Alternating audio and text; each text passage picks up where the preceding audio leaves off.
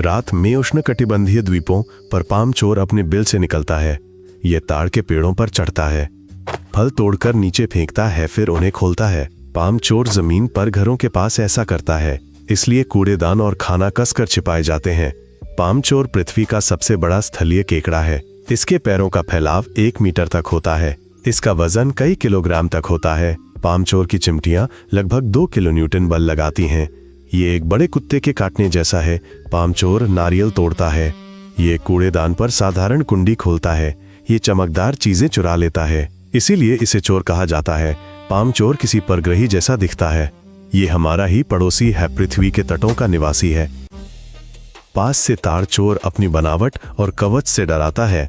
इसका खोल रहित शरीर मोटे काइटिन से ढका होता है। किनारों पर 4 जोड़े शक्तिशाली पैर होते हैं। सामने की ओर ताड़ चोर के विषम पंजे होते हैं। एक बड़ा तोड़ने के लिए, दूसरा चिमटी जैसा सटीक होता है। ताड़ चोर की डंठल पर आंखें अलग अलग चलती हैं और विस्तृत दृश्य देती हैं।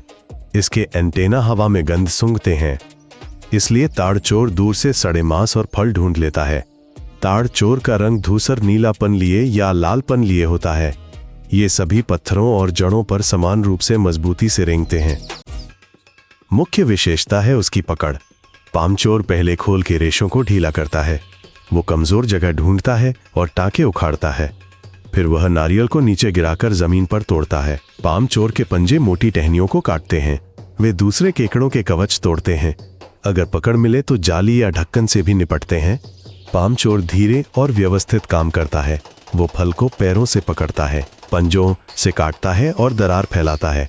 जब तक सुरक्षा नहीं टूटती वह लगा रहता है। तब अंदर का गूदा उसकी खुराक बनता है। डाकू केकड़ा हिंद और प्रशांत महासागर के द्वीपों पर रहता है। यह तटीय वनों, झाड़ियों व बस्ती किनारों पर मिलता है। दिन में ये बिलों या दरारों में बैठता है, पत्तों से अपना प्रवेश बंद करता है। रात में ये पलसड़ा मांसंडे व चूजे खोजता है।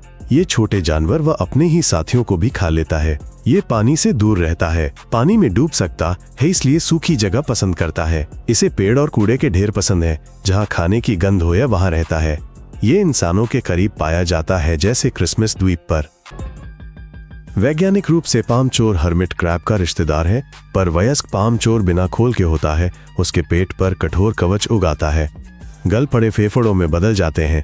ये हवा में काम करते हैं, पानी में लगभग निष्क्रिय रहते हैं। पाम चोर के लार्वा समुद्र में विकसित होते हैं। युवा कुछ समय खोलों में छिपे रहते हैं।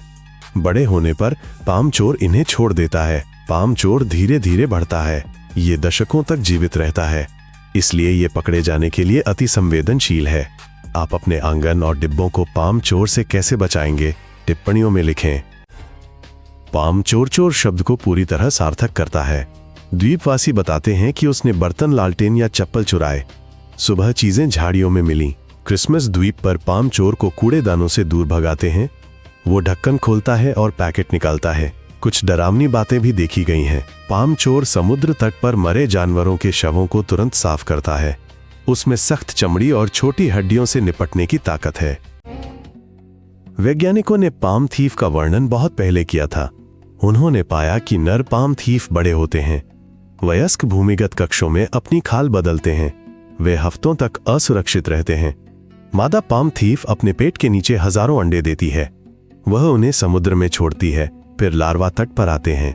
वे धीरे धीरे स्थलीय जीवन अपनाते हैं। पाम थीफ को परिपक्व होने में कई साल लगते हैं। जहां उन्हें संरक्षित किया जाता है वे बच जाते हैं। जहां उन्हें खाया जाता है वे तेजी से गायब होते हैं। पाम थीफ एलियन जैसा दिखता है, लेकिन ये हमारा पड़ोसी है। ये घरों की सुरक्षा में सेंध लगाता है। पाम थीफ याद दिलाता है, पृथ्वी पर कई अजीब जीव हैं। ये चैनल पृथ्वी के जीव है। सदस्यता लें, आगे और राक्षस हैं।